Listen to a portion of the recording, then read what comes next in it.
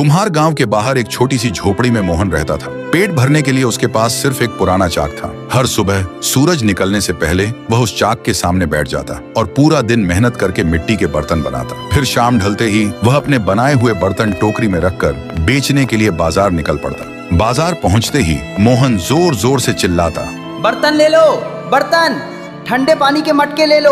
उसकी आवाज सुनते ही आसपास के लोग इकट्ठा हो जाते और धीरे धीरे उसके सारे बर्तन बिकने लगते और उन्हीं पैसों से उसका गुजारा चलता।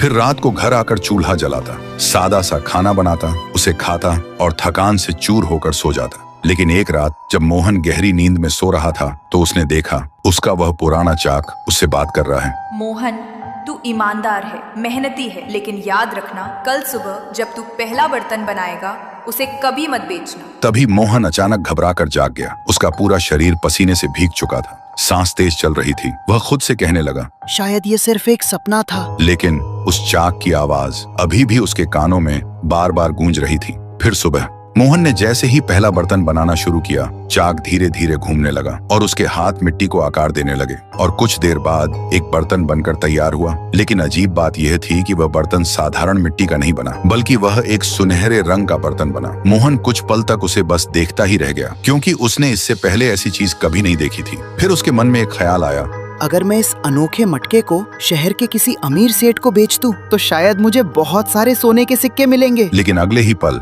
उसे रात का वह सपना याद आ गया।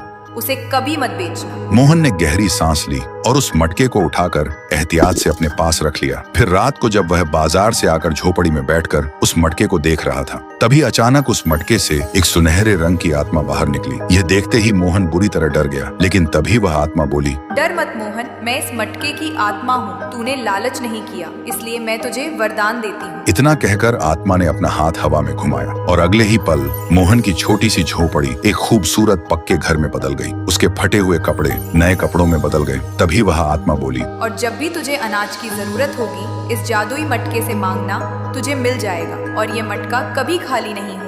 लेकिन याद रखना, इस वरदान का उपयोग सिर्फ भलाई के लिए करना। इतना कहकर वह आत्मा गायब हो गई। फिर देखते ही देखते मोहन अमीर बन गया। लेकिन उसने अपना कर्म नहीं छोड़ा। वह अब भी बर्तन बनाता था। वह अब जरूरतमंद लोगों को मुफ्त में अनाज देता, भूखों को खाना खिलाता और सबकी मदद करता। धीरे धीरे लोग मोहन की इज्जत करने लगे, उसकी ईमानदारी की मिसाल देने लगे। और तब मोहन को समझ आया कि अगर इंसान लालच छोड़कर सच्चे मन से मेहनत करे तो किस्मत खुद उसका साथ देती है।